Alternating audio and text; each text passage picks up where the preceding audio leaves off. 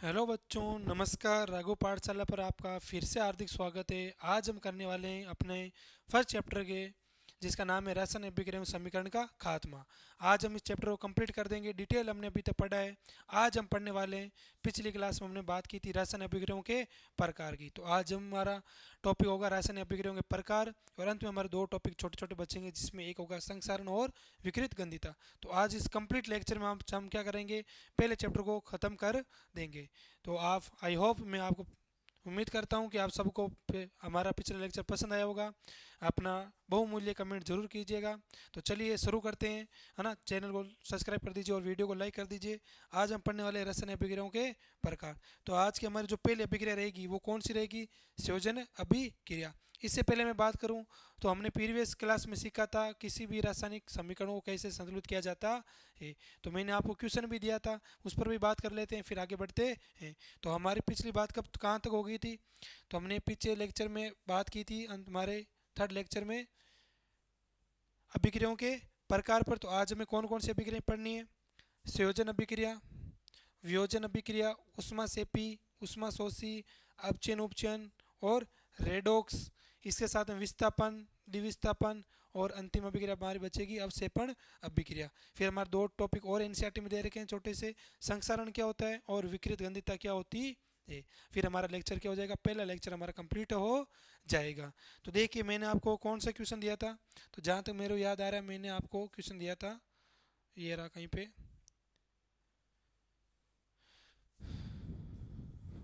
प्राकृतिक गैस के देन की मैंने आपको अभिक्रिया दी थी, और मैंने आपको कहा था ये कैसे संतुलित करनी है। तो मैं उम्मीद कर रहा हूँ आपको समझ आएगा और आपने संतुलित भी की होगी।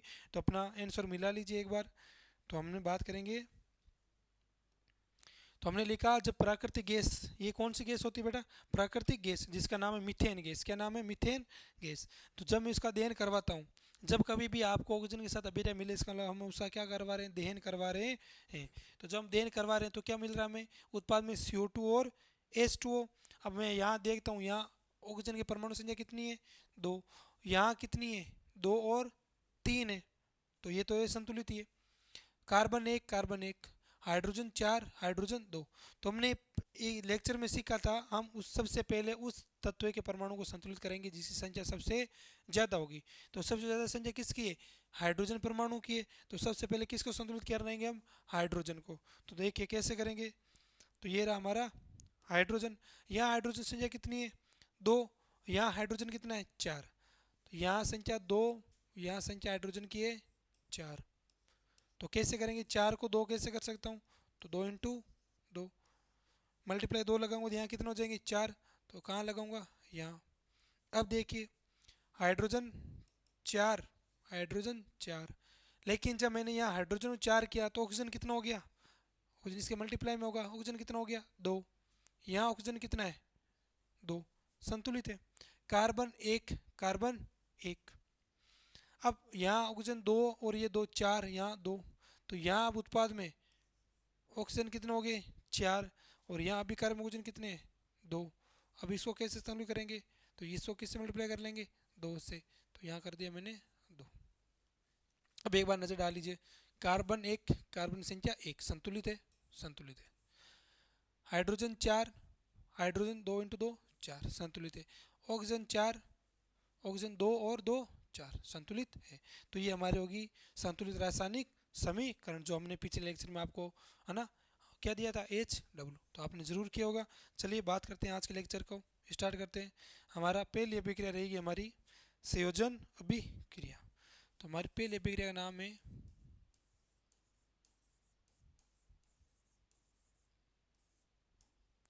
संयोजन अभिक्रिया। तो बेटा मैं बात करूं संयोजन अभिक्रिया की, तो जो मेरा संयोजन वर्ड है, ये किससे मिलकर बना है? दो वर्ड से, संग और योजन, जिसका मतलब होता है जुड़ना। तो संयोजन का अगर मैं मतलब देखूं, अर्थ देखूं, तो अर्थ का मतलब होता है जुड़ना। तो इसमें इसका मतलब क्या हुआ? इसमें अभिक्रिया क्या करेंगे? जोड़ेंगे। और जब अभिकारक जोड़ेंगे तो क्या बनाएंगे? उत्पाद। तो हमारी परिभाषा क्या हो जाएगी? लिखेंगे ऐसी रासायनिक अभिक्रिया, ऐसी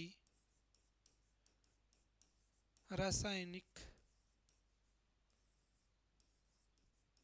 अभिक्रिया ऐसी रासायनिक अभिक्रिया जिसमें जिसमें जिसमें दो या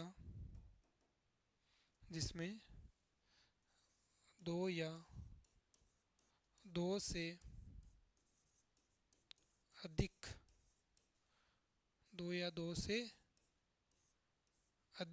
अभिकारक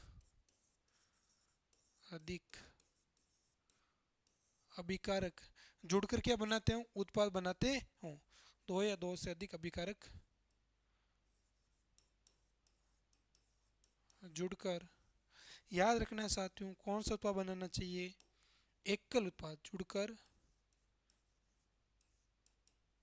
उत्पाद एकल होना चाहिए, तभी वो आपकी क्या होगी, संयोजन अभिक्रिया होगी। तो जुड़कर एकल उत्पाद का निर्माण करते हैं, एकल उत्पाद का निर्माण करते हैं। कैसे अभिक्रिया कहलाती है, करते हैं संयोजन अभिक्रिया कहलाती है।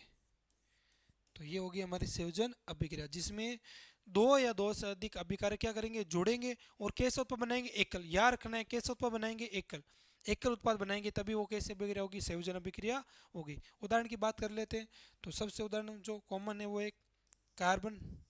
तो जब मैं कार्बन कोयले का ही रूप है, तो जब मैं कोयले का दहन करवाता हूँ तो मुझे उत्पाद में क्या मिलता है, CO2। तो ये कैसे अभिक्रिया है, संयोजन अभिक्रिया है। और आगे उदाहरण की बात करें तो अभी हमने लिखा था, तो आपको यहाँ लिखना है, याद रखना है, ये किसका दहन है, कोयले के दहन की अभिक्रिया, या कार्बन पूछे कोयले के दहन की अभिक्रिया लिखो, तो ये आपको ये लिखनी। इस अभिक्रिया से जो सबसे हाईलाइटेड क्वेश्चन है वो आएगा बुझा हुआ चूना, कि मैं जब बुझे हुए चूने की अभिक्रिया करवाता हूँ तो क्या होता है। तो अगला होगा हमारा बिना बुझा। आपको इस अभिक्रिया को याद ही रखना है, संयोजन अभिक्रिया में जब भी क्वेश्चन आएगा तो इसी अभिक्रिया का आएगा का, क्या है, बिना बुझा चूने की अभिक्रिया, चूने की अभिक्रिया कैसी है। तो बिना बुझा चूना कौन होगा, कैल्शियम ऑक्साइड। इसके अभिक्रिया किसके साथ कराऊंगा, जल के साथ। क्या मिलेगा मुझे, बिना बुझे चूने की अभिक्रिया जल के साथ कराने पर क्या मिलेगा मुझे, बुझा चूना। क्या मिलेगा, बुझा हुआ चूना। तो पूछेगा बिना बुझे चूने की अभिक्रिया कैसे की जाती है, या बिना बुझे चूने से बुझा चूना कैसे प्राप्त किया जाता है। तो क्या मिल जाएगा मुझे, कैल्शियम हाइड्रो ऑक्साइड। ये आपका एकल उत्पाद बना है, कौन सा, कैल्शियम हाइड्रो ऑक्साइड। इसी को हम कहते हैं बुझा हुआ चूना, बुझा हुआ चूना, बुझा हुआ चूना। और इसका नाम क्या हो जाएगा, इसका नाम हो जाएगा आपका कैल्शियम हाइड्रो ऑक्साइड। अब इस अभिक्रिया की खास बात ये है, हाइड्रो ऑक्साइड है ना, कैल्शियम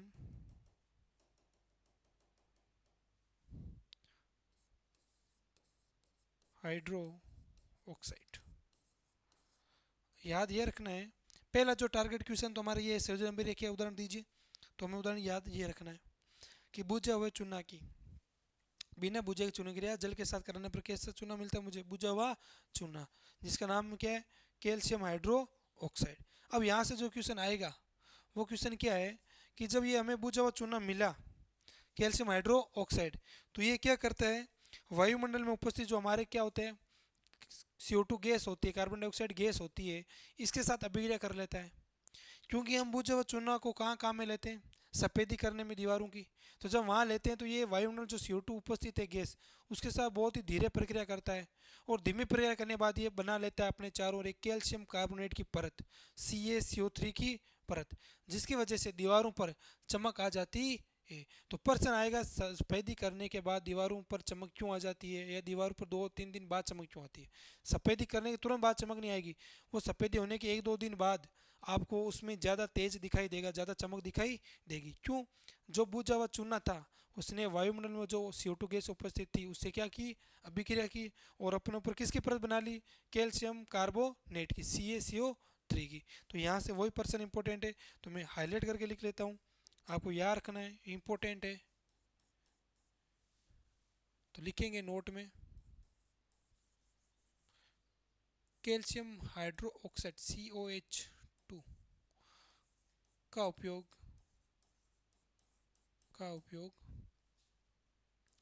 दीवारों की सफेदी के लिए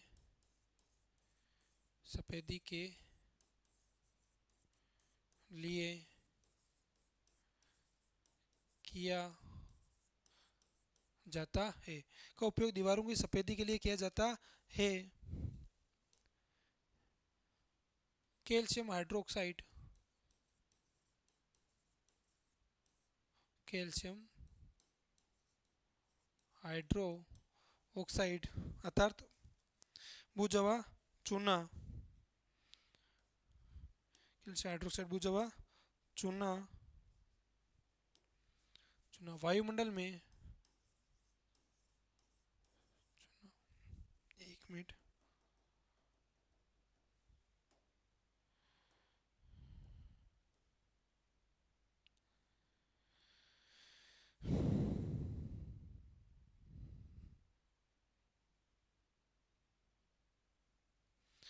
बुझा चूना कैल्शियम हाइड्रोक्साइड जिसे हम कहते हैं बुझा हुआ,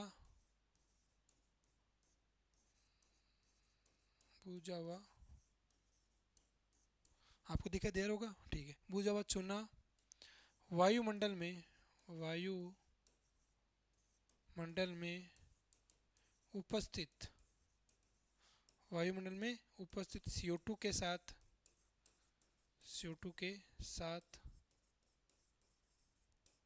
अभिक्रिया करके अपने चारों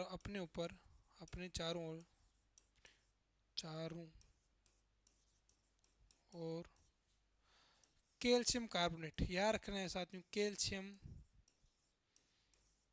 कार्बोनेट। तब तक आप कमेंट कीजिए कैल्शियम कार्बोनेट का फॉर्मूला क्या हो जाएगा। कैल्शियम कार्बोनेट अर्थात CaCO3, कैल्शियम कार्बोनेट की पतली परत का निर्माण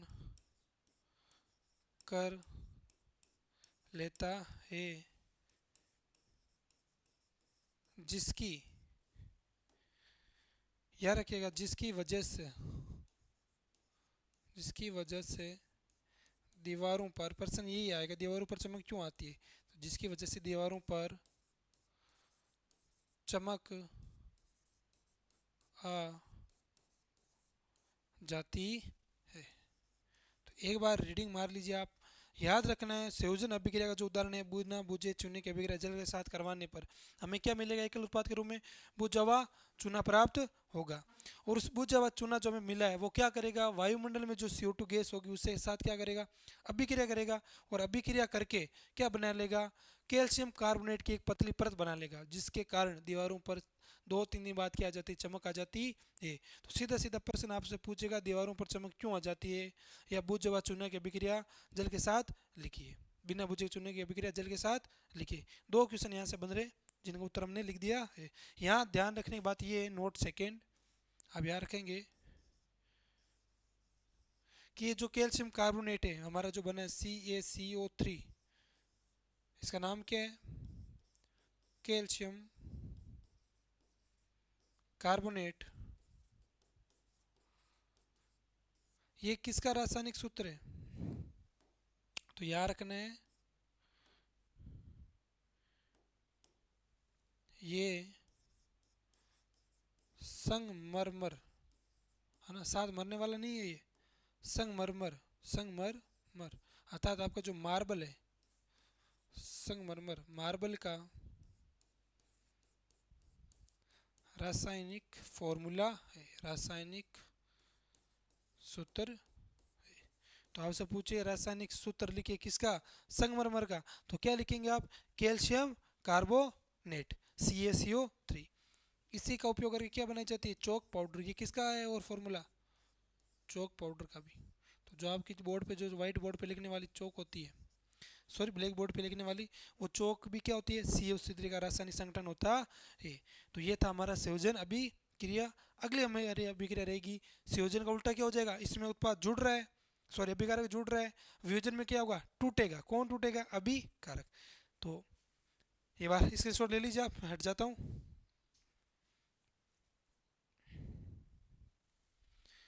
तो चलिए आगे बात करते हैं वियोजन अभिक्रिया की। तो अगला है हमारा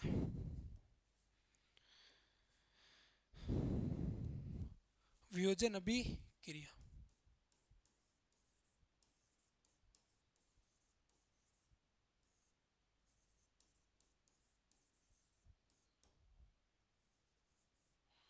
तो वियोजन अभिक्रिया क्या हो जाएगी, ऐसे अभिक्रिया जिसमें अभिकारक क्या करेगा, टूटेगा। वियोजन का मतलब होता है वियोग होना, टूटना, बिछड़ना, अलग होना। तो इसमें अभिकारक क्या होगा, टूटेगा, और टूट कर क्या बनाएगा, छोटे छोटे उत्पाद बनाएगा। तो क्या लिखने वाले हैं, लिखिए,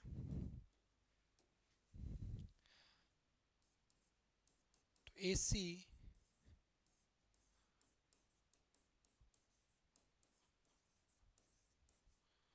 रासायनिक अभिक्रिया जिसमें जिसमें अभिकारक जिसमें अभिकारक टूटकर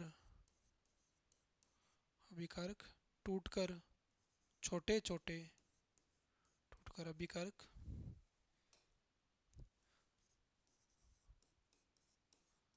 छोटे छोटे उत्पाद का छोटे छोटे उत्पाद का निर्माण करता है, क्या कहलाती है आपकी, वियोजन अभिक्रिया कहलाती है। ऐसी कोई भी रासायनिक अभिक्रिया जिसमें अभिक्रिया क्या करेगा, टूटेगा, और टूट कर क्या बनाएगा, छोटे छोटे उत्पाद बनाएगा, क्या कहेंगे हम, वियोजन अभिक्रिया।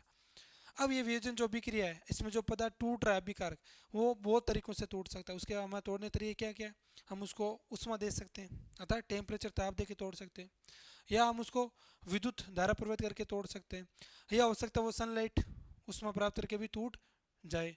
तो जो वियोजन अभिक्रिया आगे है, वियोजन अभिक्रिया के भी क्या होते हैं, प्रकार होते हैं। वियोजन अभिक्रिया भी क्या है, अलग अलग प्रकार हैं। कितने प्रकार हैं, मुख्य 3। कौन कौन सा, उसमें वियोजन जिसमें हम उष्मा देंगे और अभिकारक टूटेगा। दूसरा विद्युत वियोजन जिसमें हम क्या देंगे, धारा देंगे, विद्युत धारा प्रवाहित करेंगे। तीसरा तापीय वियोजन जिसमें हम क्या देंगे, ताप देंगे, सनलाइट वगैरह देंगे, उसे कहेंगे तापीय वियोजन। तो वियोजन के क्या अगले महत्वपूर्ण प्रकार है, लिखिए,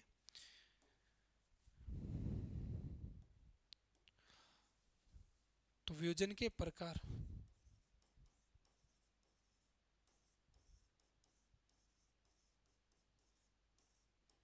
तो वियोजन का पहला प्रकार हमारा जो रहेगा वो कौन सा रहेगा, लिखिए, उष्मीय वियोजन। उष्मीय नाम से पता चल रहा है अभिक्रिया का, जिसमें अभिकारक किसकी उपस्थिति में टूटेगा, उष्मा की उपस्थिति में टूटेगा, उष्मा प्राप्त करेगा और टूट जाएगा। तो लिखिए, ऐसा वियोजन ऐसा वियोजन जिसमें अभिकारक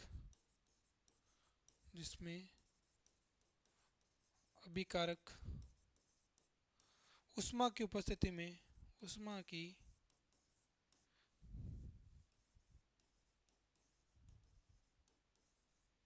उष्मा की उपस्थिति में उत्पाद के रूप में टूटता है, उत्पाद में टूटता है, क्या कहलाएगा आपका, उसमें वियोजन।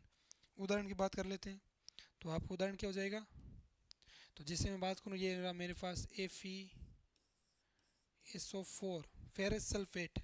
तो जब मैं इसको क्या करूँगा, उष्मा दूंगा, उष्मा दूंगा, तो ये क्या करेगा, उत्पाद में टूट जाएगा। तो ये क्या बनेगा, किस किस में वियोजित होगा, Fe2O3 SO2 प्लस SO3।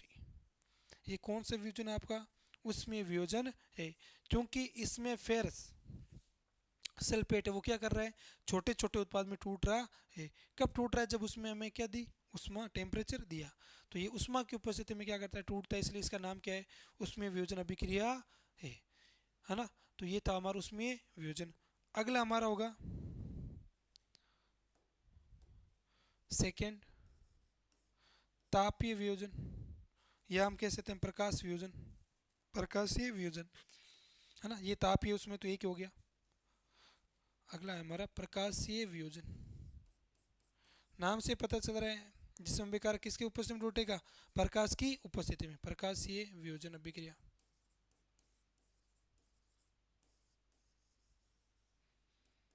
तो प्रकाश वियोजन में क्या लिखने वाले हैं, लिखिए, ऐसी अभिक्रिया जिसमें, ऐसा वियोजन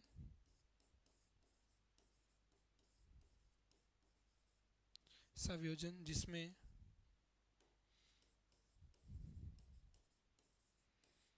जिसमें अभिकारक अभिकारक प्रकाश की उपस्थिति में, प्रकाश की, है ना, प्रकाश की उपस्थिति में, सूर्य का जो प्रकाश मिलेगा इसका ये क्या कर जाएगा, टूट जाएगा। तो प्रकाश की उपस्थिति में टूट जाता है, कैसा वियोजन होगा आपका, प्रकाशीय वियोजन होगा। उदाहरण की बात करें तो आपके एनसीईआरटी में आराम से दो एग्जांपल दे रखे हैं, बहुत ही शानदार।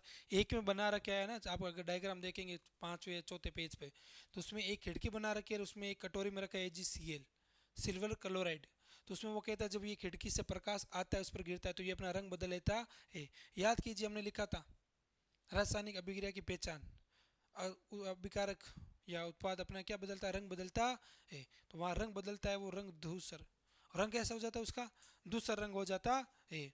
फिर उसमें एक दे रखा जो मोस्ट इंपॉर्टेंट है, जहाँ से प्रश्न आता है, black and white photography, Shyam श्वेत फोटोग्राफी अभिक्रिया क्या होती है। तो जब सिल्वर ब्रोमाइड है आपका AgBr है, उसमें जब प्रकाश गिरता है वो सूर्य प्रकाश की उपस्थिति में होती है, तो उसमें जो AgBr क्या हो जाते हैं, अलग अलग हो जाते हैं नहीं।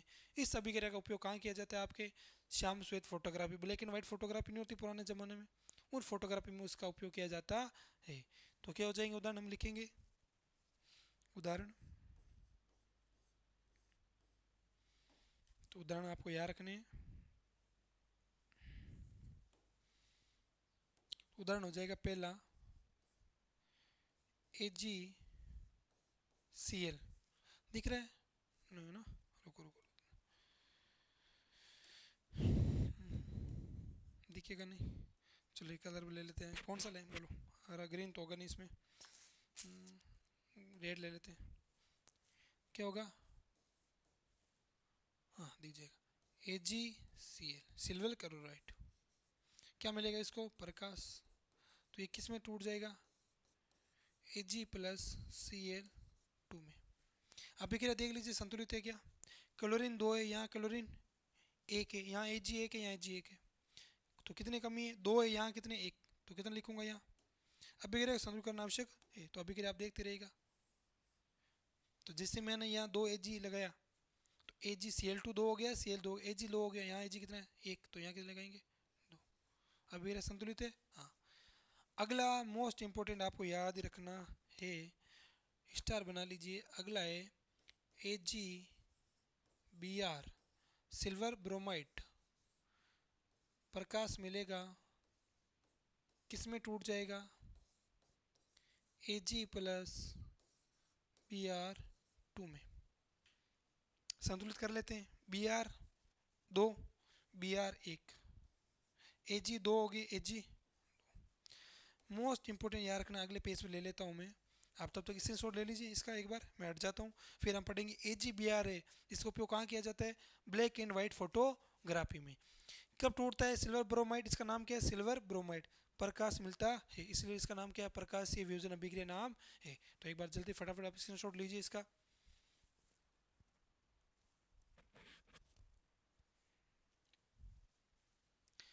तो चलिए अगला हमारा कौन सा वियोजन था? प्रकाशीय वियोजन। तो प्रकाशीय वियोजन, प्रकाशीय वियोजन। तो हमने इसमें किसकी बात की थी? रिएक्शन थी हमारी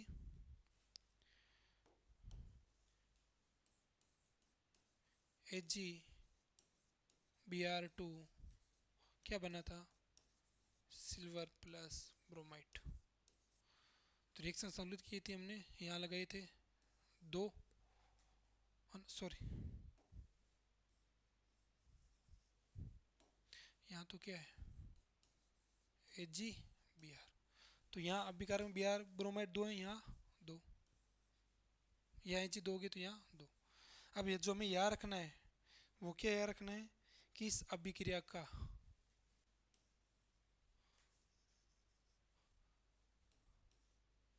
उपयुक्त अभिक्रिया का उपयुक्त अभिक्रिया का उपयोग उपयोग श्याम श्वेत फोटोग्राफी, श्याम श्वेत श्याम श्वेत फोटोग्राफी, फोटोग्राफी जिसे हम क्या कहते हैं? Black and white photography. श्याम श्वेतग्राफी अर्थात ब्लैक एंड वाइट फोटोग्राफी में किया जाता है। प्रश्न आएगा ऐसी रसायन अभिक्रिया लिखिए जिसका उपयोग ब्लैक एंड फोटोग्राफी में किया जाता नहीं। तो कौन सी अभिक्रिया जिसका उपयोग ब्लैक एंड व्हाइट फोटोग्राफी में किया जाता है? आपकी सिल्वर ब्रोमाइड का प्रकाशीय वियोजन। AgBr किस में टूटेगा? Ag और Br2 में। ये आपका था प्रकाशीय वियोजन। तीसरा हमारा कौन सा बच गया वियोजन का प्रकार? तो अगला हमारा वियोजन है विद्युत वियोजन, है ना, जिसे हम अपघटनीय वियोजन भी कह सकते हैं। तो अगला हमारा विद्युत वियोजन। तो इसमें अभिकारक किस में टूटेगा? विद्युत धारा की उपस्थिति में। तो लिखिए ऐसा वियोजन, ऐसा वियोजन जिसमें जिसमें अभिकारक विद्युत धारा की उपस्थिति में, विद्युत धारा की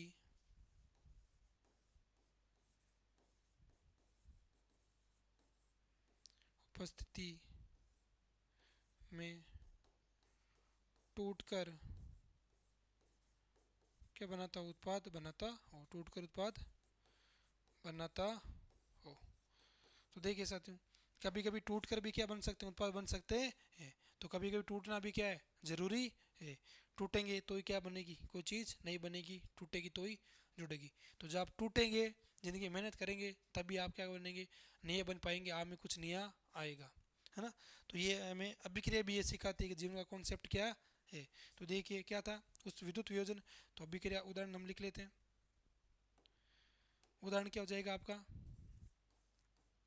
तो जब मैं विद्युत H2O मैं क्या प्रभावित करता हूँ? विद्युत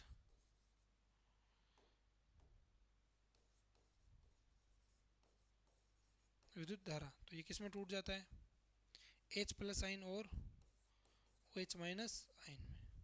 ये आपका था विद्युत वियोजन। एक अभिक्रिया और लिखना चाहें तो लिख सकते हैं यहाँ NaCl विद्युत धारा प्रभावित करेंगे, लिख देता हूँ। विद्युत किस में टूट जाएगा? Na plus Cl minus. तो ये था आपका विद्युत वियोजन। अगले हमारी अभिक्रिया कौन सी होगी? विद्युत वियोजन होने के बाद ये हमारा कंप्लीट हो गया वियोजन। अब हमारी अभिक्रिया बचेगी उपचयन और अपचयन, है ना। मोस्ट टारगेटेड अभिक्रिया जो बार बार प्रश्न में पूछी जा रही है हर बोर्ड में। आप चाहे यूपी बोर्ड हो, चाहे MP बोर्ड हो, Haryana board, Gujarat board, Rajasthan board, सब में अभिक्रिया फिक्स है, कॉमन है इस चैप्टर की। रेडॉक्स अभिक्रिया क्या है, अपचयन अभिक्रिया क्या है, उपचयन अभिक्रिया क्या है। रेडॉक्स तो उसी का भाग है एक। तो अगले हमारे अभिक्रिया रहेगी अपचयन और उपचयन। एक बार स्क्रीनशॉट ले लीजिए आप। अपचयन और उपचयन अभिक्रिया। हो गया होगा, ठीक है। तो आगे चलते हैं। अगला है हमारा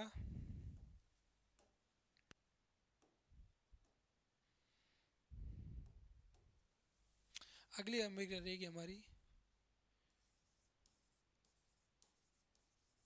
उपचयन को, चाहे इसी दूसरा नाम क्या आपको मिलेगा, ऑक्सीकरण अभिक्रिया।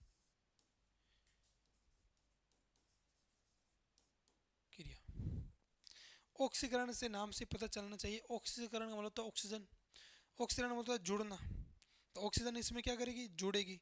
तो ऐसी रासायनिक अभिक्रिया जिसमें ऑक्सीजन का योग होता हो, जब ऑक्सीजन जुड़ेगी तो कमी किसकी होगी, विद्युत धनी की।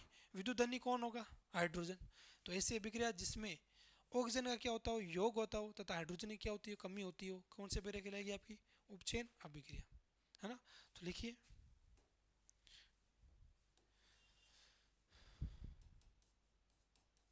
ऐसी रासायनिक अभिक्रिया जिसमें जिसमें O2 का योग अर्थात ऑक्सीजन का योग तथा हाइड्रोजन की कमी हो। मैं अन्यथा एक उपरिवेश और लिख सकता हूँ, ऑक्सीजन कैसा है, विद्युत ऋणी तत्व है। तो या हम लिख सकते हैं विद्युत ऋणी तत्व की वर्दी तथा हाइड्रोजन कैसा है, विद्युत धनी की कमी हो। कैसी ब्रेक रहेगी आपकी, ऑक्सीकरण या उपचयन अभिक्रिया कहलाती है। तो याद रखने के लिए मैं शॉर्ट में याद रखना है, जिसमें O2 का योग होता था, हाइड्रोजन की कमी हो, कौन सी अभिक्रिया कहलाएगी आपकी, ऑक्सीकरण अभिक्रिया कहलाती है। एक बार तो ऐसी कोई भी रासायनिक अभिक्रिया जिसमें हाइड्रोजन की कमी तथा ऑक्सीजन का योग होता हो, उपचयन अभिक्रिया कहलाएगी। नोट कीजिए, देखिए आप।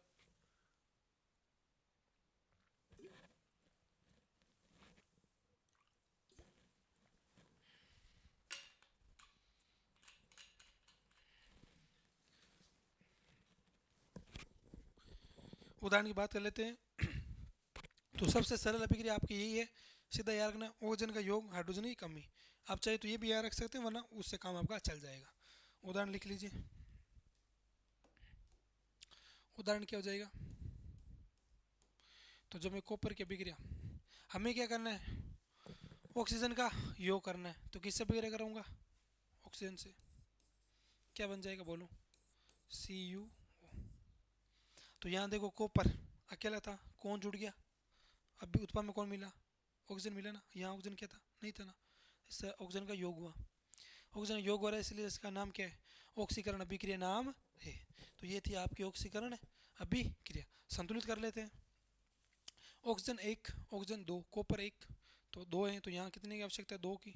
तो जैसे मैंने ऑक्सीजन को दो किया, कॉपर कितना हो गया, दो, तो यहाँ कितना हो जाएगा, दो।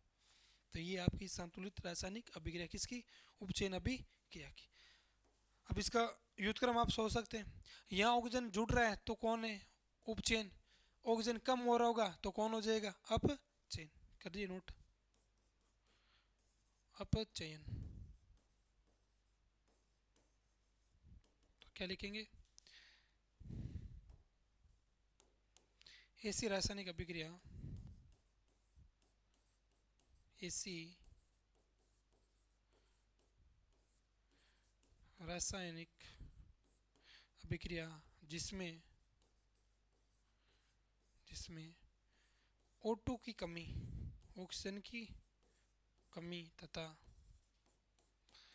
हाइड्रोजन की वृद्धि हो, हाइड्रोजन की वृद्धि हो, अपचयन अभिक्रिया, अपचयन अभिक्रिया कहलाती है। तो ऐसी रासायनिक अभिक्रिया जिसमें ऑक्सीजन की क्या हो रही हो, कमी हो रही हो, तथा हाइड्रोजन की क्या हो रही हो, वृद्धि हो रही हो, कौन सी अभिक्रिया कहलाएगी आपकी, उप अपचयन अभिक्रिया कहलाएगी। एक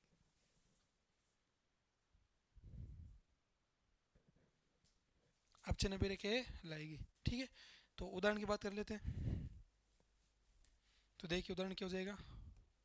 तो जब मैं क्या करूँगा, कॉपर ऑक्साइड, कौन है ये कॉपर ऑक्साइड, इस कॉपर ऑक्साइड की अभिक्रिया में किससे करवा रहा हूँ, हाइड्रोजन से। भाई मुझे क्या करना है, हाइड्रोजन की वृद्धि करनी है, तो मैं हाइड्रोजन में क्या करवा रहा हूँ, योग करवा रहा हूँ। मुझे ऑक्सीजन की योग करवाना था, वृद्धि करवानी थी, मैं ऑक्सीजन को जोड़ रहा था। तो क्या होगा, हाइड्रोजन की वृद्धि होनी चाहिए, ऑक्सीजन की कमी होनी चाहिए। तो देखिए अभिक्रिया करेगा तो यहाँ क्या बनेगा, Cu+H2।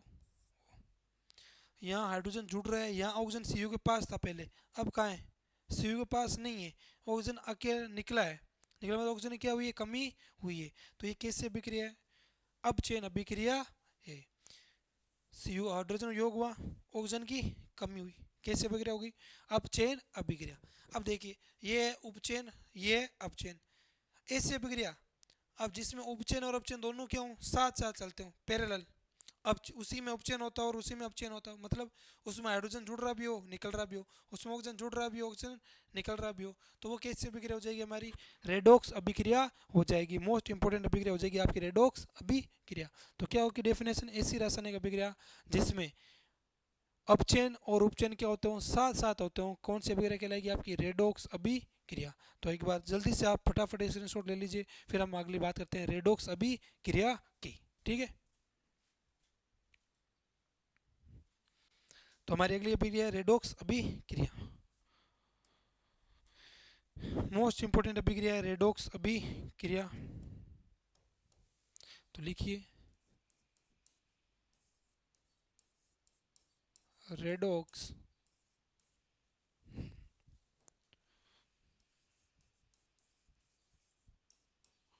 रेडॉक्स अभिक्रिया कौन सी हो जाएगी, अभी पढ़ा था, जिसमें अपचयन और उपचयन क्या चलते हो, साथ साथ चलते हो, ऐसी रासायनिक अभिक्रिया जिसमें अपचयन उपचयन होते हो, दोनों साथ साथ होते हो, कौन सी अभिक्रिया कहलाएगी, रेडॉक्स अभिक्रिया। तो नोट कीजिए, ऐसी रासायनिक अभिक्रिया, ऐसी रासायनिक अभिक्रिया जिसमें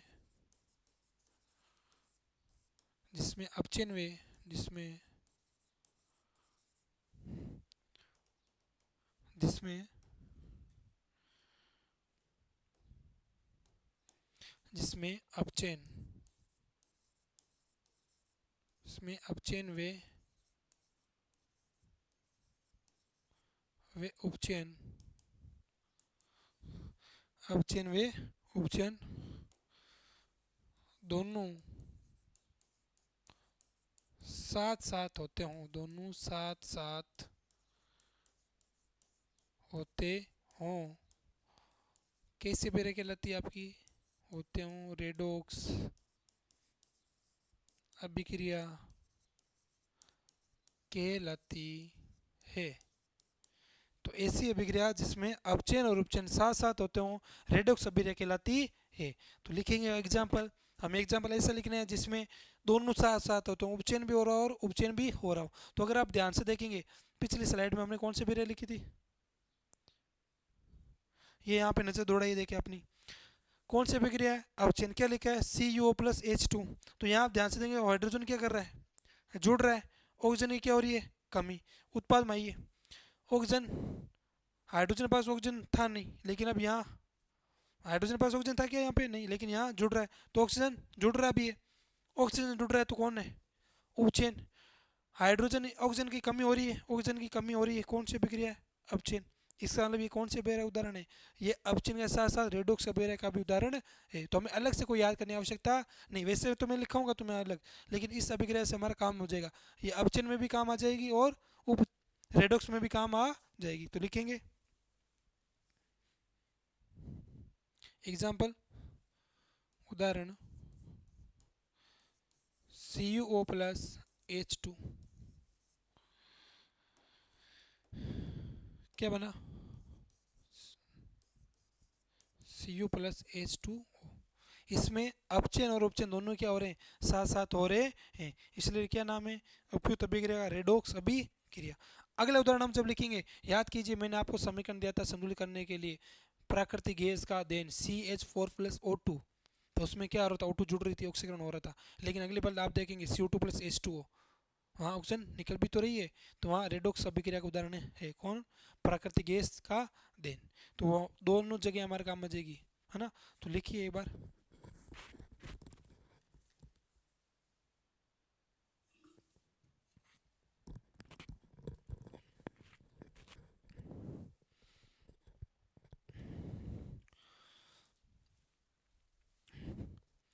तो ये होगी अगली अभिक्रिया, बात की थी CH4 प्राकृतिक गैस का देन, क्या मिलेगा,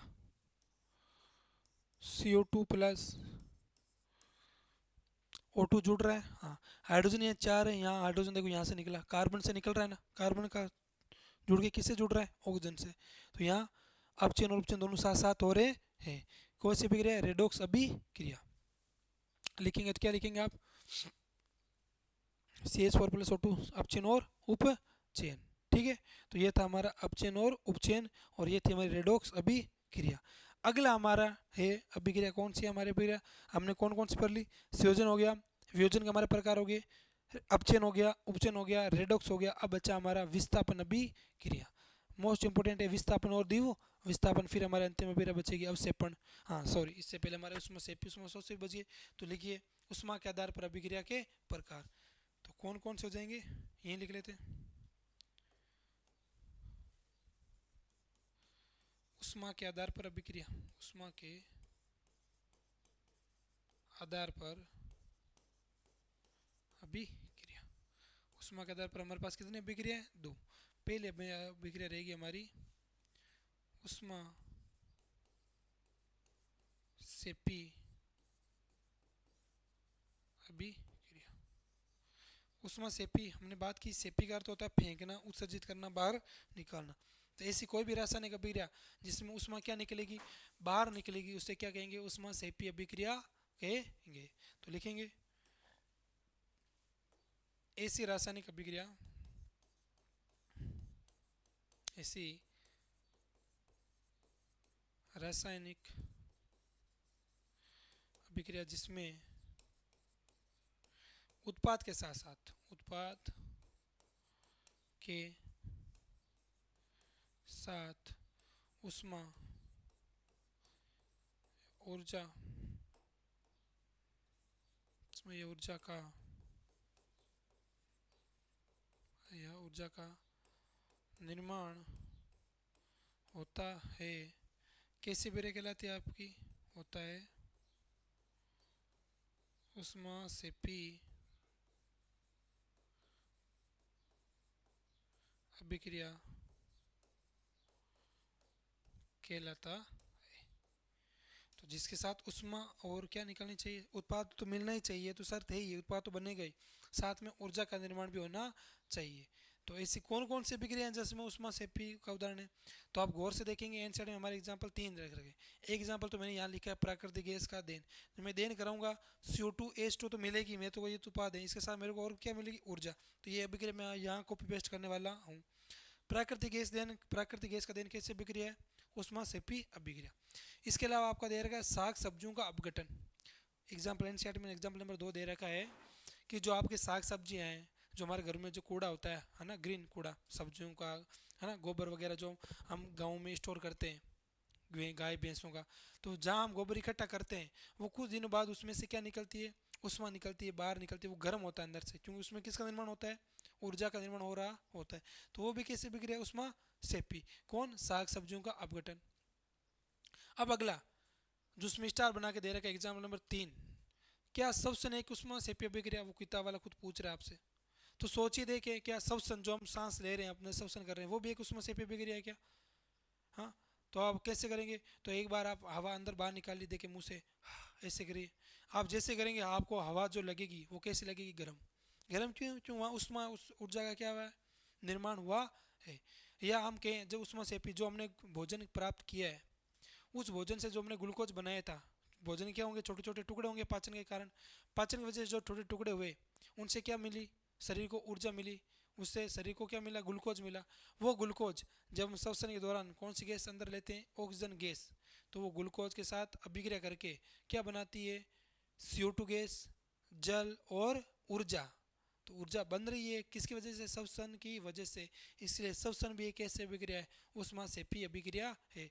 पूछेगा क्या श्वसन एक ऊष्माक्षेपी अभिक्रिया है, हाँ तो क्यों, तो हाँ श्वसन एक ऊष्माक्षेपी अभिक्रिया है, क्योंकि भोजन के समय, पाचन के दौरान भोजन के छोटे छोटे टुकड़े होते हैं जिससे ग्लूकोज का निर्माण होता है। ये ग्लूकोज शरीर में उपस्थित श्वसन के दौरान O2 से अभिक्रिया करके क्या बनाता है, शरीर के लिए ऊर्जा बनाता है, ऊर्जा बना रहे, इसलिए इसका नाम क्या दिया हमने, ऊष्माक्षेपी अभिक्रिया। तो आप उदाहरण लिखेंगे पहले, इसके 3 उदाहरण दे रखे हैं आपके एनसीईआरटी में। पहला ऊपर लिखा है CH4 प्लस O2, क्या बनेगी, CO2 प्लस H2O प्लस ऊर्जा, ऊर्जा बाहर निकलेगी, इसलिए नाम क्या है, ऊष्माक्षेपी अभिक्रिया नाम है। नेक्स्ट एग्जाम्पल की मैं यही बात कर लेता हूँ ताकि आपके एक स्लाइड में रहे। एग्जाम्पल नंबर 2, साग सब्जियों का, साग सब्जियों का अपघटन, अपघटन। तो जो आपकी साग सब्जियों का जो अपघटन है वो भी कैसे अभिक्रिया, ऊष्माक्षेपी, चूंकि उसके अपघटन से क्या मिलेगी, ऊर्जा मिलेगी, उसमें बाहर निकलेगी। तीसरा मोस्ट इंपोर्टेंट याद रखना है,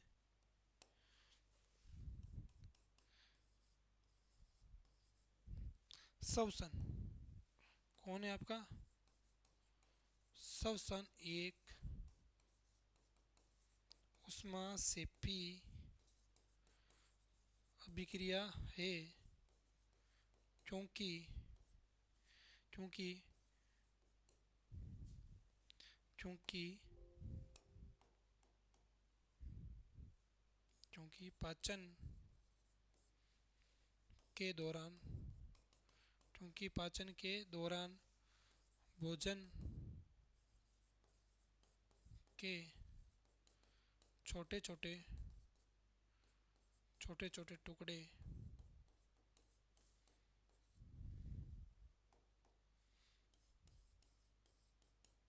ग्लूकोज में बदल जाते हैं और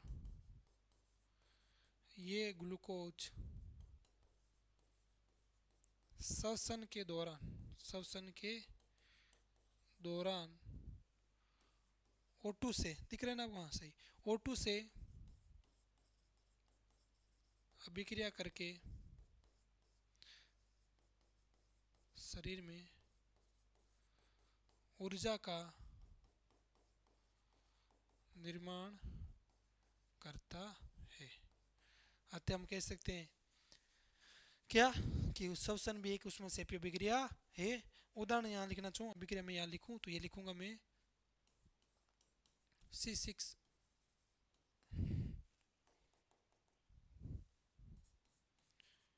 O6 प्लस ऑक्सीजन जुड़ा, अभिक्रिया होगी, क्या बनेगा, CO2 प्लस H2O प्लस ऊर्जा। तो ये आपकी कौन सी अभिक्रिया होगी, श्वसन कैसी अभिक्रिया है, ऊष्माक्षेपी अभिक्रिया है। तो ये था आपका श्वसन, रेडॉक्स अभिक्रिया, ऊष्माक्षेपी अभिक्रिया। अगला हमारा बचेगा ऊष्मा के आधार पर कौन सी होगी, ऊष्मा शोषी। सेपी में ऊष्मा बाहर निकल रही थी, शोषी में ऊष्मा देनी पड़ेगी, ऊष्मा का क्या होगा, अवशोषण होगा। तो आगे लिखेंगे जब ऊष्मा ऐसी अभिक्रिया जिसमें उत्पाद के साथ जिसमें ऊष्मा का क्या होता है, अवशोषण होता है, जिसको अभिक्रिया कंप्लीट है वो तभी होगी जब हम उसे क्या देंगे, ऊष्मा देंगे। तो आप सोचिए ऐसी कौन सी अभिक्रिया जिसमें प्रकाश ऊष्मा दी जाती हो। तो सबसे जो महत्वपूर्ण अभिक्रिया है किसकी, ग्लूकोज के निर्माण की अभिक्रिया। ग्लूकोज के निर्माण ये कैसे बना, याद कीजिए, प्रकाश संश्लेषण अभिक्रिया, CO2 प्लस H2O, ऊपर तीर बना के लिखते थे छोटी क्लास में से ही, प्रकाश की उपस्थिति। तो वो कब होगी, जब प्रकाश मिलेगा। प्रकाश क्या है, ऊष्मा ही है, लाइट है, एनर्जी है, फॉर्म है।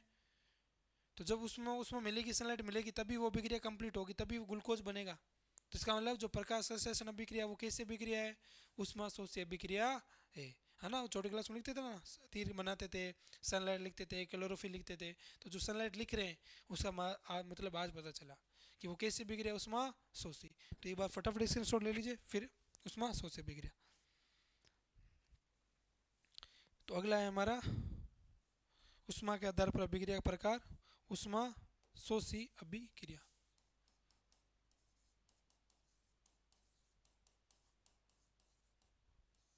उष्मा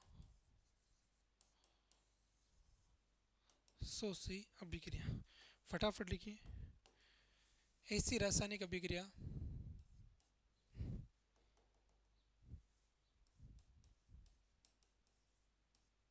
ऐसी रासायनिक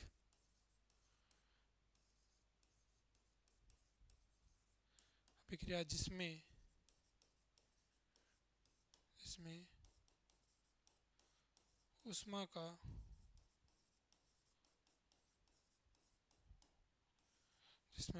अवशोषण होता हो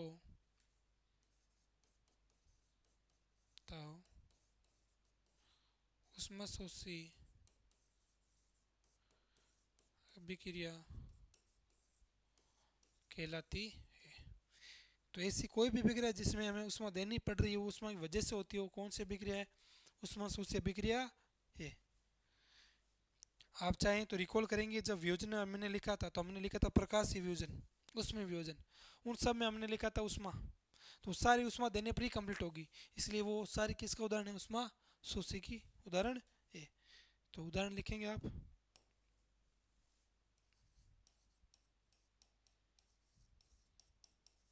प्रकाश संश्लेषण एक उष्मा शोषी अभिक्रिया है। तो प्रकाश संश्लेषण कैसे अभिक्रिया, उष्मा शोषी, लिख लीजिए। CO2 प्लस क्या देनी होगी, सनलाइट, क्या बनेगा C6H12O6 प्लस O2 और तो ये आपकी है कौन सी अभिक्रिया, उष्मा शोषी।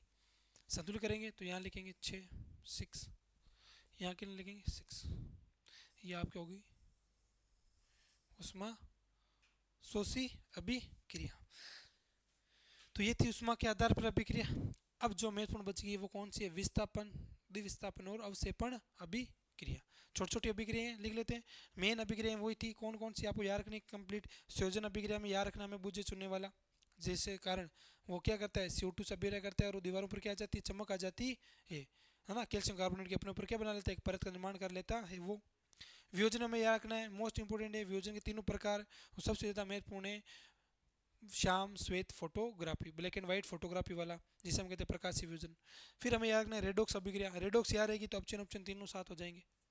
फिर उष्मा के आधार पर ये दो थी, उष्मा शोषी और उष्मा सेपी। उसमें हमें याद रखना है शोषण कैसे अभिक्रिया, उष्मा सेपी। अगला हमारा विस्थापन अभिक्रिया।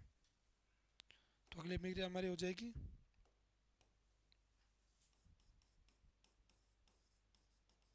नाम से पता चल रहा है विस्थापन यानी जगह बदल रही है। तो जिसमें अभिकारक क्या करेगा, अपनी जगह बदलेगा। कैसे बदलेगा, जगह ऐसे थोड़ी बदलता है। अगर आप कहीं क्लास में बैठे हैं और आपकी जगह को दूसरा आके बैठ गया तो आप ऐसे ही थोड़ी बैठने देंगे, आप तभी बैठने देंगे जब वो आपसे ताकतवर होगा। वरना कोई छोटा सा बालक आपकी जगह पर बैठा, आप तो 2 मिनट में उसे हटा देंगे। तो ये हमें सिखा रहा है विस्थापन अभिक्रिया, ऐसी अभिक्रिया जिसमें अधिक अभिक्रियाशील तत्व होगा, अधिक अभिक्रियाशील अभिकारक होगा, वो क्या करेगा, कम वाले को हटा देगा। अगर वो आगे वाले ज़्यादा ताकतवर है तो वो हटा ही नहीं पाएगा ना, कब हटा पाएगा, जब वो आपसे ज़्यादा ताकतवर है। तो वही हमें यहाँ काम में लेना है। तो लिखिए ऐसी रासायनिक अभिक्रिया, ऐसी रासायनिक अभिक्रिया जिसमें जिसमें अधिक जिसमें अधिक अभिक्रियाशील अभिकारक, अधिक अभिक्रियाशील अभिकारक, कम क्रियाशील कम क्रियाशील अभिकारक को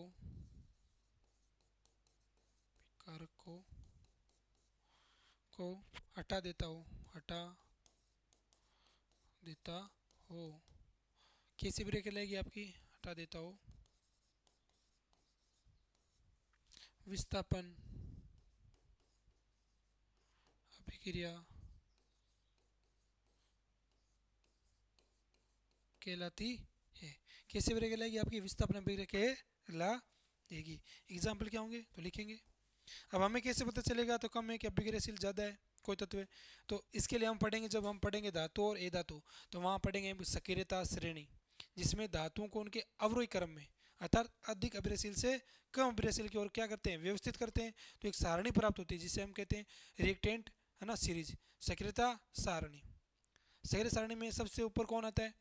कैल्शियम, फिर सोडियम, फिर सॉरी सबसे पहले पोटेशियम, फिर सोडियम, फिर कैल्शियम, फिर मैग्नीशियम, एल्यूमिनियम, जिंक, फेरन, एजी, एयू। तो ये सारा क्रम होगा तो हम याद रखेंगे। तो ये आएगा थर्ड चैप्टर में हमारा। अभी यह फोकस होगा कि अब ऐसे बेरा जिसमें अधिक अभिक्रियाशीलता तो है, कम वो क्या कर देता हूँ? हटा देता हूँ। कैसे? मान लीजिए ये कोई ए बी यौगिक था, मैंने अभिक्रिया कराई सी तत्व से, तो ये क्या करेगा? सी तत्व ए से ज़्यादा ताकतवर थी, ये सी को क्या कर देगा? यहाँ से हटा देगा और खुद किसके साथ जुड़ जाएगा? बी के साथ, और अलग क्या हो जाएगा? ए। तो ये कैसे अभिक्रिया है? विस्थापन अभिक्रिया। उदाहरण की बात करें तो लिखेंगे, तो जब मैं CuSO4 की अभिक्रिया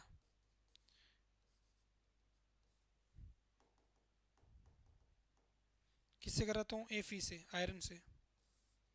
तो जब मैं सक्रियता श्रेणी में देखता हूँ ये Fe आयरन से क्या है? अधिक अभिक्रियाशील है, तो ये Fe क्या करेगा? यहाँ से Cu को हटा देगा और खुद उसकी जगह आके बैठ जाएगा। तो क्या हो जाएगा? FeSO4 और Cu हो जाएगा अकेला। ये कैसे अभिक्रिया है? विस्थापन अभिक्रिया है। एक बात यहाँ से जो ध्यान रखनी है, जो ये CuSO4 का विलयन है, इस विलयन का रंग होता है नीला। कैसा होता है? विलयन का रंग होता है नीला। जब इसमें आयरन के अभिक्रिया करवाए जाते हैं, आयरन किरणों को लटकाया जाता है, तो ये जो मलिन, ये आयरन क्या करता है? अधिक अभिक्रियाशील है, तो इस CO को हटा देगा विलयन से और खुद किसका विलयन बना लेगा? FeSO4 का। इसकी वजह से जो ये नीला रंग है ये क्या हो जाता है? फीका पड़ जाता है, मलिन हो जाता है। इसका डायग्राम भी आपको अभिक्रिया का, है ना, NCERT में दे रखा है। क्या डायग्राम है? बनाते हैं, देखिए कैसा है। तो आपको बता रखा है ये कोई स्टैंड है, इस स्टैंड पर लगा है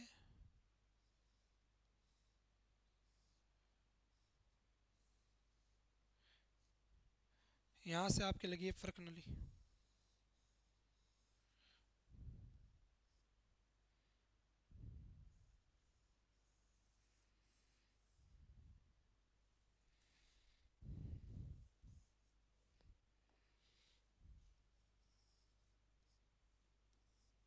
तो यहाँ लगी है परख नली। इस परख नली में कौन सा विलेन है अभी? तो इस परख नली विलेन है आपका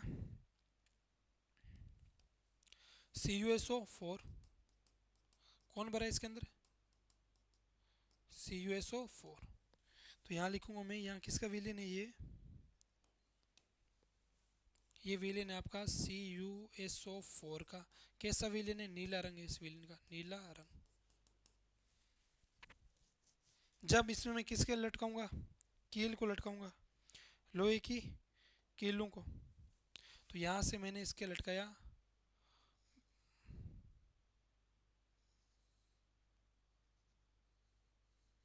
लोहे की कील को। तो जो लोहे की कील है इसमें आयरन मौजूद है, ये क्या करेगा? अभिक्रिया करके CuSO4 को हटा देगा और क्या हो जाएगा? FeSO4 बन जाएगा और Cu अलग हो जाएगा।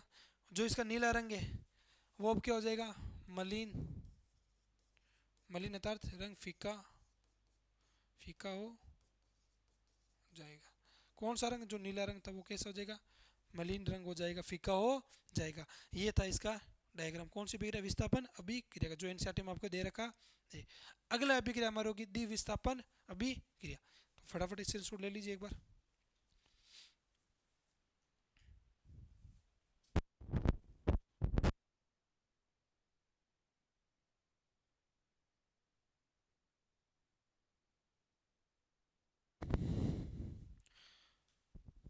अगला है हमारा द्विविस्थापन अभिक्रिया।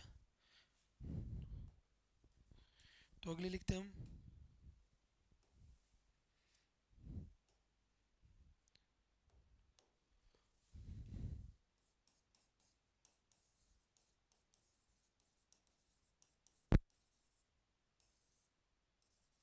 द्विविस्थापन अभिक्रिया। तो द्विवीय ने दो, विस्थापन अभी पढ़ा था जिसमें अधिक इसलिए क्या करेगा, कम को हटा देगा। तो इसमें क्या होंगे, हटाएगा तो सरी हटाएगा तो लेकिन लेकिन कैसे हटाएगा, आयनों का आदान प्रदान होगा। किसके बीच में, दो अभिकारकों के मध्य किसका आदान प्रदान होगा, आयनों का आदान प्रदान होगा। कैसे होगा तो लिखिए, तो हम लिखेंगे पहले परिभाषा, ऐसी रासायनिक अभिक्रिया, ऐसी रासायनिक अभिक्रिया जिसमें जिसमें आयनों का आदान प्रदान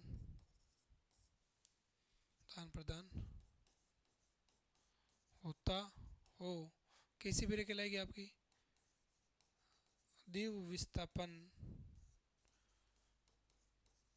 अभिक्रिया कहलाती है। उदाहरण की बात कर लेते हैं, उदाहरण से ज़्यादा समझ आएगा। तो उदाहरण आपका रहेगा,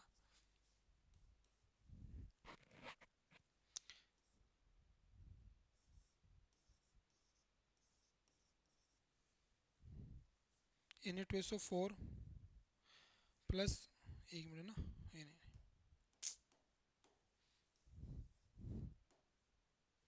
तो यहाँ मैं अभिक्रिया करवा रहा हूँ आपके,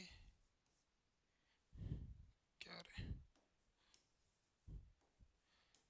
HCl प्लस NaOH, क्या बनेगा बोले, अम्ल सार है, कौन सी अभिक्रिया, उदासीनीकरण अभिक्रिया, क्या बन जाएगा, NaCl प्लस H2O। तो आप यहाँ देखेंगे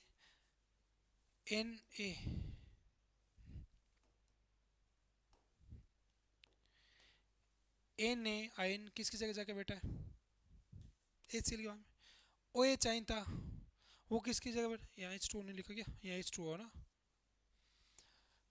ये था आपका Na प्लस आयन, ये था आपका Cl आयन। तो H प्लस आयन कहाँ के जाके बैठेगा, OH के पास, और ये आपका Na प्लस आयन किसके पास जाके बैठेगा, Cl। तो यहाँ आयनों का क्या हुआ है, आदान प्रदान हुआ है। यहाँ NaCl बैठा है, यहाँ के बैठा है, तो यहाँ आयनों का क्या हुआ है, आदान प्रदान हुआ है।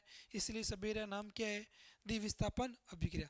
ऐसी अभिक्रिया जिसमें आयनों का क्या होता हो, आदान प्रदान होता हो, कौन सी अभिक्रिया कहलाती है आपकी, द्विविस्थापन अभिक्रिया कहलाती है।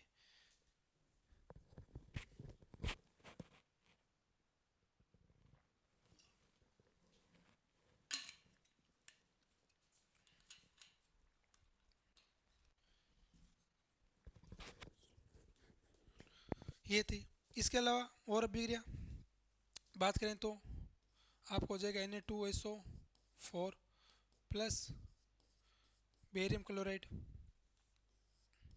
हमें क्या करनी है, जगह चेंज करनी है। कैसे करेंगे, बी को बिठाएंगे यहाँ Na की जगह Na को, तो देखिए क्या बनेगा, BaSO4 प्लस क्या बन जाएगा आपका, BaSO4 हो गया, ये NaCl। तो यहाँ भी क्या हुआ है, आयनों का आदान प्रदान हुआ है। इसलिए ये कौन सी अभिक्रिया है, द्विविस्थापन अभिक्रिया। यहाँ ये याद रखना जो ये आपका BaSO4 बना, ये कैसा है, ए विलय। कैसा है, चूंकि ये विलय है तो हमें अभी याद कीजिए, पहला हमने लिखा था अभिक्रिया कहाँ हमारी, ये रही। ऐसी कोई भी रासायनिक अभिक्रिया जिसमें क्या होगा, ए विलय बनेगा, उसे क्या कहेंगे, अवक्षेपण अभिक्रिया कहेंगे। यहाँ वापिस आ जाइए, कहाँ गया,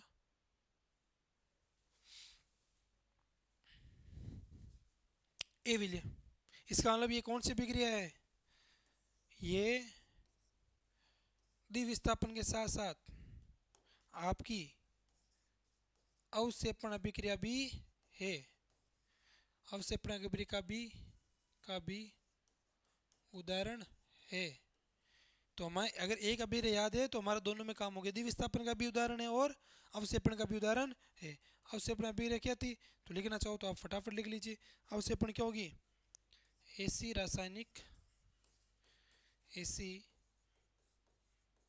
रासायनिक अभिक्रिया जिसमें कैसे उत्पाद निर्माण होता है, जिसमें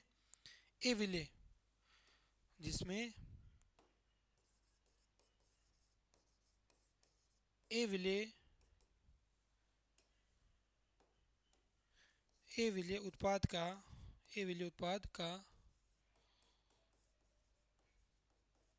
निर्माण होता हो, क्या कहलाएगा आपका, अवक्षेपण अभिक्रिया कहलाएगा। तो ये थी हमारी रासायनिक अभिक्रियाएं। इस चैप्टर में जितनी भी रासायनिक अभिक्रिया थी हमने कंप्लीट कर लिया। अब हमारे दो छोटे टॉपिक बढ़ते हैं, कौन से, संक्षारण और विकृत गंधिता। नॉर्मल से टॉपिक है। संक्षारण आपने देखा ही है, बचपन से पढ़ रहे हो, जंग लगना। तो संक्षारण किससे कहते हैं, जंग कब लगता है, तो जब कोई लोहे जैसी धातुएं क्या होती है, वायुमंडल में खुली रह जाती है, तो वो किससे अभिक्रिया करेंगी, ऑक्सीजन से अभिक्रिया करेंगी, आर्द्रता नमी से अभिक्रिया करके अपने ऊपर क्या बना लेती है, एक मोटी भूरे रंग की परत बना लेती है, जिससे क्या कहते हैं, संक्षारण। फिर इसे बचाया कैसे जा सकता है, तो गाँव में हम कैसे बताते हैं, लोहे की चीज़ों को कैसे बचा सकते हैं, सिंपल से तरीका है, उसके ऊपर क्या कर दो, पेंट कर दो, क्या कर दो, पेंट कर दो, या छोटी क्लासों में पढ़ा था ये सद लेपन करके जिंक या क्रोमियम की परत चढ़ा दो, जिससे वो चमकदार भी बन जाएगी और जंग भी नहीं लगेगी। तो ये सद लेपन करके, पेंट करके, इसके अलावा हम ग्रीस का उपयोग करके भी उसे क्या कर सकते हैं, बचा सकते हैं। अगला हमारा बचेगा विकृत गंधिता। विकृत मतलब होता है ना, खराब होना। तो खराब कौन सी चीज़ें होंगी इसमें, ऐसी वस्तुएं जो केवल तेल सामग्री से बनी हो, घी वसा तेल से बनी हो, वो क्या करती है, वायुमंडल में ऑक्सीजन से अभिक्रिया कर लेती है। अब देखिए हमारा है ना, गर्मियों के दिन आ गए हैं, समर सीजन आ गया है, तो अब देखेंगे हम खाने को बाहर नहीं रख सकते कब, है ना, थोड़े समय के लिए हमें उसको फ्रिज में रखना पड़ता है। सर्दियों में ऐसा नहीं होता, सर्दियों में लंबे समय तक खाने को बाहर रख सकते थे, खराब नहीं होता था। अब ऐसा गर्मी में ऐसा क्या हो गया है, तो गर्मी में O2 की अभिक्रिया होने की दर है वो ज़्यादा हो गई है ना, जीव भी ज़्यादा पनपने लगे हैं गर्मियों में।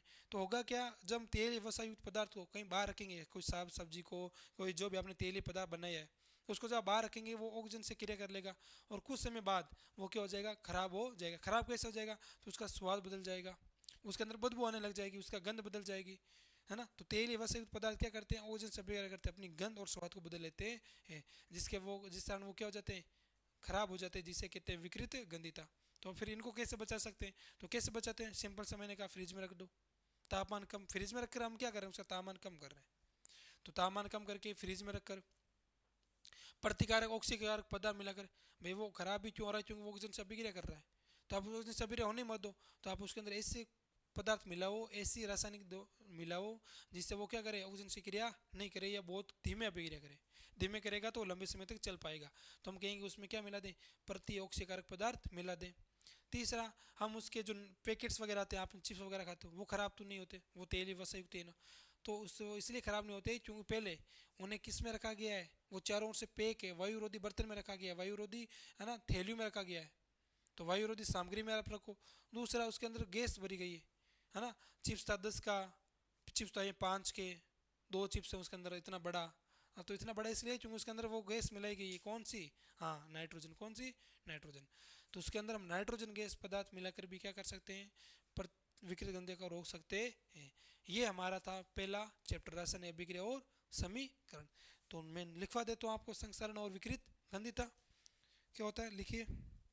तो अंतिम हमारा टॉपिक है संक्षारण और विकृत गंधिता। तो क्या होती है आपकी संक्षारण।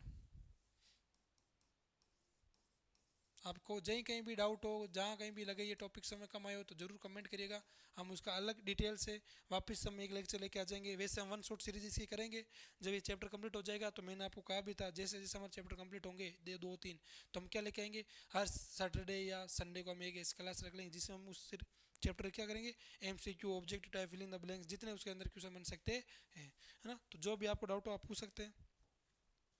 अगला है संक्षारण। तो लिखिए, लोहे जैसी धातुएं, लोहे जैसी धातुएं वायु, नमी, आर्द्रता से अभिक्रिया करके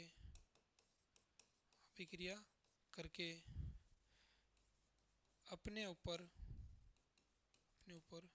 परत का, ऑक्साइड परत का अपने ऊपर, परत किसकी होती है? वो ऑक्साइड की, क्यों? ऑक्सीजन से अभिक्रिया कर रही है।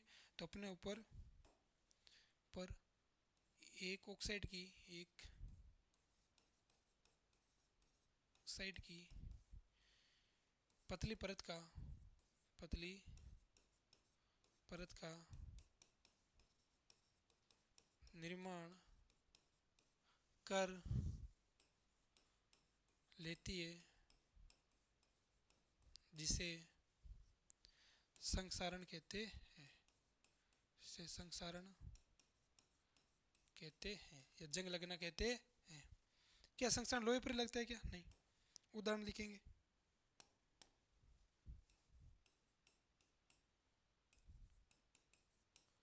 लोहे पर भूरी परत का जमना, भूरी परत।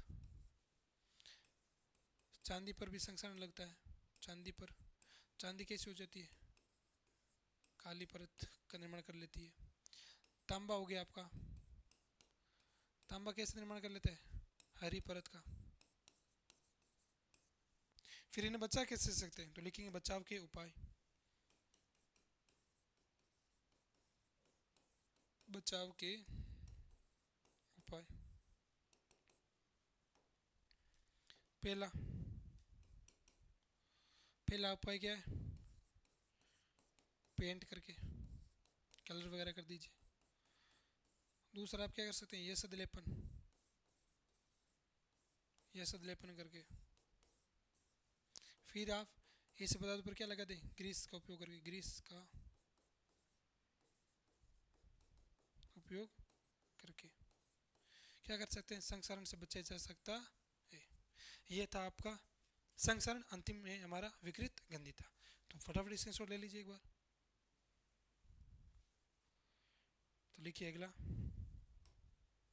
अगला हमारा टॉपिक है विकृत गंधिता, जो इस चैप्टर का क्या है? अंतिम टॉपिक।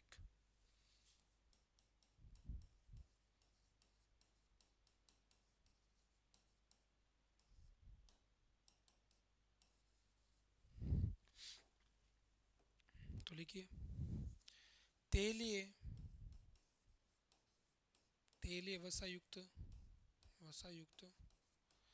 खाद्य पदार्थ, खाद्य खाद्य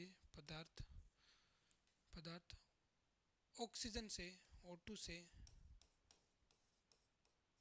ऑक्सीकृत होकर, ऑक्सीकृत O2 से अभिक्रिया लिख देता हूँ मैं, O2 से अभिक्रिया करके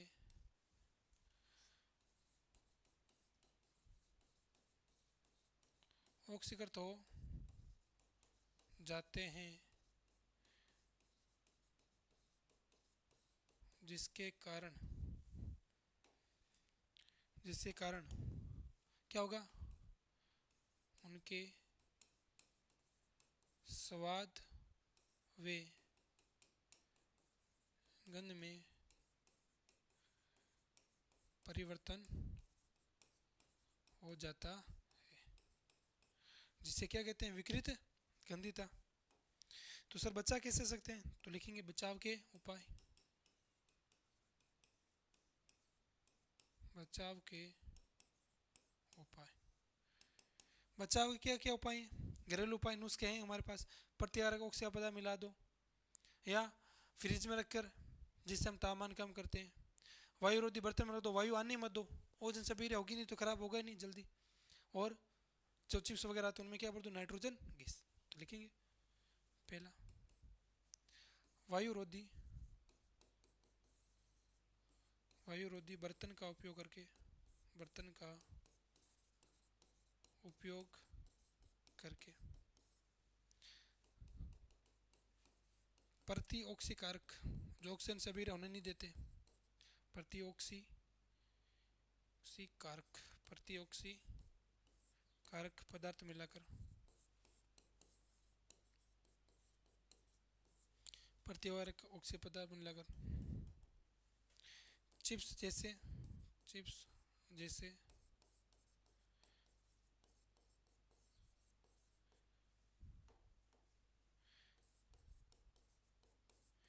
तेलुगु में N2 नाइट्रोजन गैस का उपयोग और तापमान कम करके, तापमान घटाकर, जो पदार्थ है उसका तापमान घटाकर, उदाहरण के लिए हम क्या करते हैं, उसको फ्रिज में रख। तो ये थे आपके विकृत गंधता के बचाने के उपाय। तो ये थी हमारी आज की क्लास। आई होप आप सबको पसंद आई होगी, है ना। फर्स्ट चैप्टर हमारा क्या हो गया, चैप्टर फर्स्ट कंप्लीट हो गया है ना। तो फर्स्ट चैप्टर हमने क्या कर लिया है, कंप्लीट कर लिया है। उम्मीद करता हूँ आपको लेक्चर पसंद आया होगा। ज़रूर अपना कमेंट कीजिएगा। जैसे अब हम अगले लेक्चर की बात करेंगे, लेक्चर हमारा सेकेंड, जिसमें हम पढ़ेंगे अम्ल, सार और लवण। आपको लेक्चर कैसा लगा ज़रूर कमेंट कीजिएगा। राघव पाठशाला पर आप बने रहिए, चैनल को सब्सक्राइब कीजिए, वीडियो लाइक कीजिए और अपना सपोर्ट बनाए रखिए। हमारा मोटिवेशन आप ही, आप जितने लाइक करेंगे, जितना कमेंट करेंगे, जितना आपको जो चाहिए, जिस लेक्चर पर वीडियो चाहिए आप कमेंट कीजिए। जैसे ही हमारा सिलेबस होगा, वन शॉट सीरीज लाएंगे, बहुत आगे बहुत प्लानिंग है आपके लिए, है ना। छोड़ेंगे नहीं, एक भी चीज़ ऐसी नहीं होगी जो आपको छोड़ेंगे। ये नहीं होगा कि हाँ जल्दी जल्दी में कोर्स करवा दिया, ऐसा नहीं होगा। आपको पता ही है, लेक्चर का हम 4th वीडियो कर रहे हैं इसका, सराहना ने बिगड़िया समय तो हमने डिटेल में किया है। तो बने रहिए, इसके बाद हम MCQ सीरीज लेके आएंगे आपके लिए। तो धन्यवाद राघव पाठशाला पर बने रहने के लिए। कैसा लगा वीडियो ज़रूर कमेंट कीजिएगा, और आपकी कोई राय हो तो हमें ज़रूर बताइएगा, है ना। आपकी राय का हम स्वागत कर रहे हैं। बहुत बहुत धन्यवाद राघव पाठशाला बने रहने के लिए। नमस्कार, धन्यवाद, जय हिंद।